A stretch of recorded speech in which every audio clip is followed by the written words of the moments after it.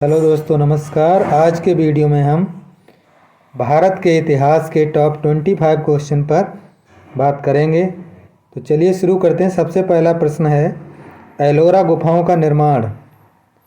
एलोरा गुफाओं का निर्माण जो है, एलोरा लास्ट में आ रहा है, तो राष्ट्रकूटों ने कराया था। सी विकल्प सही हो जाएगा। उत्तर है सी। एलोरा जो है, एलोरा महाराष्ट्र में औरंगाबाद में 30 किलोमीटर, अजंता एवं अजंता लगभग 97 किलोमीटर दूर है। यहाँ मंदिरों को 3 समूह है। प्रथम समूह बौद्ध मंदिरों का, फिर दूसरा ब्राह्मण धर्म का और तीसरा अंतिम जैन धर्म का। राजा कृष्णदेव जो प्रथम थे ने प्रसिद्ध कैलाश मंदिर का निर्माण करवाया था। सारे मंदिर 4वीं सदी से 12वीं सदी के मध्य निर्मित हुए हैं। आरंभिक वैदिक साहित्य में सर्वाधिक वर्णित नदी इसमें सिंधु नदी है, जो शुरुआती वैदिक युग था। ऋग्वेद में 25 नदियों का उल्लेख मिलता है, जिसमें सबसे महत्वपूर्ण नदी सिंधु नदी है, जिसका वर्णन कई बार आया। सरस्वती नदी ऋग्वेद की सबसे पवित्र नदी मानी जाती थी। इसे नदीतमा, नदियों की माता कहा गया है। गंगा का उल्लेख ऋग्वेद में केवल एक बार हुआ है। शतुद्री आजकल की सतलज नदी है। आधुनिक देवनागरी लिपि का प्राचीन रूप क्या है? प्राचीन रूप इसका ब्राह्मी होगा। बी विकल्प सही हो जाएगा। अगला, रामानुज के अनुयायियों को, रामानुज जो थे वैष्णव संप्रदाय के अनुयायी थे, तो बी विकल्प सही हो जाएगा। भारतीय दार्शनिकों में शंकर के बाद रामानुज का नाम अत्यंत महत्वपूर्ण, जिन्होंने विचारों के माध्यम से अद्वैतवाद का व्यक्तिवाद के साथ सुंदर समन्वय स्थापित करने का प्रयास किया है। उनका जन्म 1070 ईस्वी में दक्षिण में हुआ था और वे 120 वर्षों तक 1137 ईस्वी तक जीवित रहे। वे यामुचार्य के शिष्य थे। रामानुजन उपनिषदों में अंतर्निहित दार्शनिक विचारों की व्याख्या अपने ढंग से करते थे। बताते हैं कि यद्यपि ईश्वर की एकमात्र परमार्थिक सत्ता है, फिर भी वह अचेतन प्रकृति का चेतन आत्मा से विशिष्ट अपना समन्वित है। इस कारण उनका मत विशिष्ट द्वैतवाद कहा जाता है। रामानुज सगुण ईश्वर के उपासक एवं प्रसिद्ध वैष्णव आचार्य थे। आदि शंकर जो बाद में शंकराचार्य के नाम से प्रसिद्ध हुए, उनका जन्म कहाँ हुआ था? उनका जन्म हुआ था केरल में। बी विकल्प सही हो जाएगा। अद्वैतवाद दार्शनिक मत के प्रवर्तक शंकराचार्य का जन्म केरल प्रांत के अलवर नदी मालाबार तट के उत्तरी किनारे पर स्थित कलाड़ी नामक ग्राम में हुआ था। इनके पिता शिवगुरु नंबूदिरी ब्राह्मण थे। उनकी माता का नाम आर्यम्बा था। शंकराचार्य के प्रथम गुरु गोविंद योगी थे। गुरु ने इन्हें परमहंस की उपाधि प्रदान की। शंकराचार्य के जीवनीकार आनंदगिरी थे। सिंधु घाटी सभ्यता का पत्तन नगर जो था वो लोथल था। सी विकल्प सही हो जाएगा। वहाँ पे गुजरात में स्थित है। विश्व का ज्ञात प्राचीनतम गोदी यानी डॉक यार्ड है। लोथल के पूर्वी भाग में स्थित बंदरगाह का औसत आकार 214 गुणा 36 मीटर तथा 3.3 मीटर गहरा है।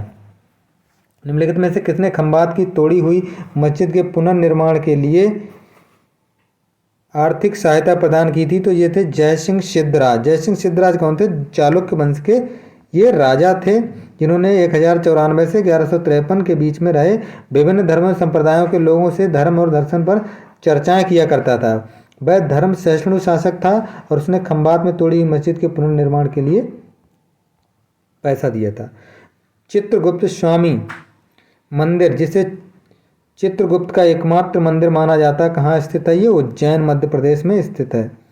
निम्नलिखित में से किस मंदिर परिसर में भारी भरकम नंदी की मूर्ति है, जिससे भारत की विशालतम नंदी मूर्ति माना जाता है? तो ये बृहदीश्वर मंदिर है। निम्नलिखित में से किसे एक नए संवत चलाने का यश प्राप्त है? तो नया संवत इन चारों में से लक्ष्मण सेन ने चलाया था। डी विकल्प सही हो जाएगा। पाल वंश के बाद सेन वंश के शासकों में बंगाल का शासन संचालित किया। बल्लाल जो थे वो सेन के उत्तराधिकारी लक्ष्मण सेन 1178 से 1205 ईस्वी ने नए संवत का प्रचलन करवाया। लक्ष्मण सेन ने बल्लाल सेन का द्वारा प्रारंभ किए गए अद्भुत सागर नामक ग्रंथ की रचना को पूरा किया था। गीत गोविंद के जो गीतकार हैं, यानी रचना जो उन्होंने की है जयदेव, वो किसकी सभा को अलंकृत करते थे? जयदेव जो थे ये भी लक्ष्मण सेन की सभा में थे। डी विकल्प से हो जाएगा। बंगाल के सेन वंशी शासक जो थे लक्ष्मण सेन, वो स्वयं विद्वान और विद्वानों का उदार संरक्षक था। उसकी राजसभा में अनेक विद्वान प्रतिष्ठित विद्वान थे। लेखक निवास करते थे जिसमें गीत गोविंद के लेखक जयदेव, पवन दूत के लेखक धोई और ब्राह्मण सर्वस्व के लेखक हलायुध विशेष रूप से उल्लेखनीय हैं। निम्नलिखित में से किसने सोमपुर महाविहार का निर्माण कराया था? सोमपुर महाविहार का निर्माण इनमें से किसने कराया था? तो इसमें से कराया था ये धर्मपाल ने। सी विकल्प सही हो जाएगा। धर्मपाल ने करवाया था प्रसिद्ध विहारों का निर्माण। 13 हो जाएगा हमारा। निम्नलिखित में से किस स्रोत में अशोक के राजकाल में तृतीय बौद्ध संगीति होने का उल्लेख मिलता है? तृतीय बौद्ध संगीति निम्नलिखित में से किस स्रोत में? 4 स्रोत दे रखे हैं, तो इनमें से किसमें स्रोत मिलता है? ये हो जाएगा हमारा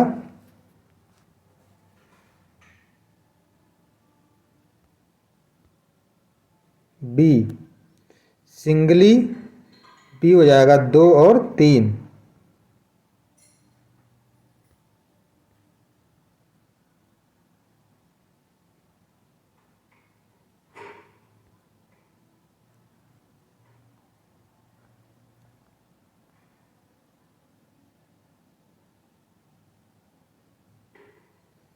दो और हो जाएगा 3, 1 तो 3 करके होगा 2 और 3, बी और सी। सिंगली अनुश्रुतियों दीपवंश और महावंश के अनुसार, दीपवंश और महावंश के अनुसार बी और सी हो जाएगा, यानी 2 और 3 जो हो जाएगा इसमें ये बी वाला विकल्प सही हो जाएगा। दीप सिंगली अनुश्रुतियों दीपवंश और महावंश के अनुसार अशोक के राजकाल में बौद्ध धर्म की तृतीय संगीति हुई। इसकी अध्यक्षता मोगली तुस्य नामक प्रसिद्ध बौद्ध भिक्षु ने की थी। संगीति के पश्चात भिन्न भिन्न देशों के बौद्ध धर्म के प्रचारार्थ भिक्षु भेजे गए जिनके नाम महावंश में उपलब्ध हैं। निम्नलिखित में से कौन सबसे प्राचीन वाद्य यंत्र है? कौन सबसे प्राचीन वाद्य यंत्र है? तो ये हो जाएगा हमारा वीणा। सरस्वती माता भी इसको बजाती थी और वीणा जो है सरस्वती व नारद की प्रिय वाद्य यंत्र वीणा वर्णित है। जैन पंथ परिशिष्ट गार्गी संहिता एवं वायु पुराण में प्रारंभिक हरेक वंशी शासक जो उदयन था की भी वो भी अपने वीणा बजाने में सिद्ध था। समुद्रगुप्त की भी उसके सिक्कों पर उसकी वीणा बजाते हुए मूर्ति चित्रित की गई है। बुद्ध की मृत्यु के पश्चात प्रथम बौद्ध समिति की अध्यक्षता किसने की थी? तो ये की थी महाकश्यप द्वारा। ये महाकश्यप द्वारा हुई थी। भिक्षु जो बौद्ध भिक्षु था 483 ईस्वी में महाकश्यप की अध्यक्षता में बिहार के राजगृह सप्तर्षि गुफा में मगध शासक अजातशत्रु के काल में हुई थी। द्वितीय बौद्ध समिति का आयोजक कालाशोक के शासनकाल में 383 ईस्वी में बौद्ध भिक्षु शावक मीर की अध्यक्षता में हुई थी। तृतीय समिति जो थी वो पाटलिपुत्र में 250 बीसी में अशोक के काल में बौद्ध भिक्षु मोगली पुत्र तुष्य की अध्यक्षता में हुआ। और चतुर्थ बौद्ध समिति जो थी वो कनिष्क के शासनकाल में कश्मीर में जो कुंडल वन में हुई थी। वसुमित्र इसका अध्यक्ष था। सरकी सुल्तानों के शासनकाल में निम्नलिखित में से किसे पूर्व का सिराज कहा जाता था? तो ये जौनपुर को कहा जाता था। फिरोज शाह तुगलक द्वारा भाई जूना खां की स्मृति में स्थापित जौनपुर नगर उत्तर प्रदेश में गोमती नदी किनारे स्थित है। जौनपुर मुस्लिम विद्या केंद्र के रूप में जाना जाता है।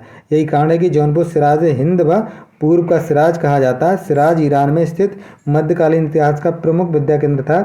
जौनपुर को ईरान के इस शहर में पूर्व में अवस्थित होने के कारण इसे पूर्व का सिराज कहा जाता है। कल्हड़ की राजतरंगिणी निम्नलिखित में से किसने आगे बढ़ाया राजतरंगिणी को? तो ये जोनराज और श्रीवर ने। अगला, अपनी मदुरा विजय की कृति में अपने पति के विजय अभियानों का वर्णन करने वाली कवयित्री, तो इसमें कवयित्री जो है गंगा देवी हैं। गंगा देवी जो है, गंगा देवी की कृति जो है मदुरा विजय लेखिका है इसकी। और पति बुक्का, हरिहर और बुक्का जो थे उनके प्रथम विजय के अभियानों का यशोगान करती है। काव्य ग्रंथ में विजयनगर शासक के दक्षिणी भारत के विजय अभियान का वर्णन है। इन्होंने विजयनगर राज्य की स्थापना की थी, हरिहर और बुक्का ने। निम्नलिखित में से किसने एक तरफ संस्कृत मुद्रा लेख के साथ चांदी के सिक्के निर्गत किए? तो ये था महमूद गजनी। अगला है, निम्नलिखित में से किसने सल्तनत काल में डाक व्यवस्था का विस्तृत विवरण दिया है? तो इब्न बतूता ने इसके बारे में पूरा वर्णन दिया। निम्न में से किस बादशाह के अंतर्गत मुगल सेना में सर्वाधिक हिंदू सेनापति थे? तो ये औरंगजेब के समय थे। डी विकल्प सही हो जाएगा। औरंगजेब के समय सेनापतियों की संख्या में सर्वाधिक सेनापति हिंदू थे। अकबर के समय में सेनानियों की संख्या 16%, जहांगीर में 20% और शाहजहां में 24% और औरंगजेब के समय 33% हिंदू थे। निम्न में से किस इतिहासकार ने दीन इलाही को धर्म कहा था? अकबर ने चलाया था, लेकिन इसे धर्म नाम किसने दिया? अब्दुल कादिर बदायूनी ने। अकबर को धर्मांध व्यक्तियों द्वारा दूसरे के प्रति घृणा के भाव फैलाते देख अत्यंत क्लेश पहुंचता था और इसी धार्मिक विद्वेष को दूर करने के लिए उसने सभी मतों का समन्वय करने का प्रयत्न किया और इसका नाम तौहीद इलाही अर्थात दैवी ईश्वरवाद रखा।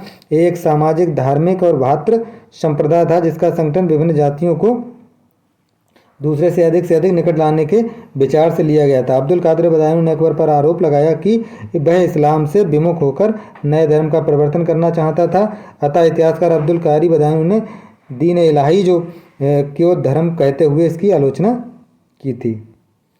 सर्वप्रथम लोक निर्माण विभाग की स्थापना किसने की थी? फिरोज शाह तुगलक ने। फिरोज शाह तुगलक ने सार्वजनिक जो लोक निर्माण विभाग है उसकी उपयोगिता की अनेक वस्तुओं का निर्माण करवाया। उसने फिरोजाबाद, दिल्ली में फिरोज शाह कोटला, फतेहाबाद, हिसार, जौनपुर, फिरोजपुर आदि महत्वपूर्ण नगरों की स्थापना की। उसने 4 मस्जिदों, 30 महलों, 200 काफिला सरायों, 5 जलाशयों, 5 अस्पतालों, 100 कब्रों, 10 स्नानागारों, 10 समाधियों और 100 पुलों का निर्माण करवाया।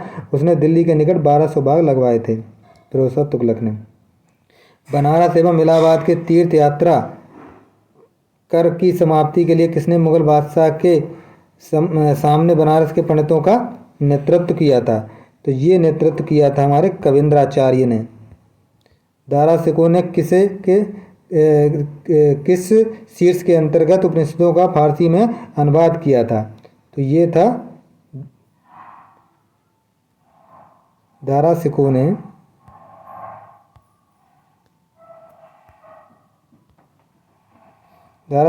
किस शीर्षक के अंतर्गत, शीर्षक पूछ रहा किस शीर्षक के अंतर्गत? तो सिरे अकबर के अंतर्गत किया था। टी विकल्प सही हो जाएगा। दारा शिकोह ने स्वयं तथा काशी के कुछ संस्कृत विद्वानों की सहायता से 52 उपनिषदों का सिरे अकबर द ग्रेट सीक्रेट महान रहस्य के नाम से फारसी में अनुवाद कराया। दारा शिकोह ने मौलिक पुस्तक मज्म उल बहरीन 2 समुद्रों का संगम की रचना की, जिसमें हिंदू और इस्लाम धर्म को एक ही ईश्वर की प्राप्ति के 2 मार्ग बताया गया है। दारा शिकोह ने स्वयं अपनी देखरेख में संस्कृत ग्रंथ भगवत गीता और योग वशिष्ठ का फारसी में भी अनुवाद कराया था।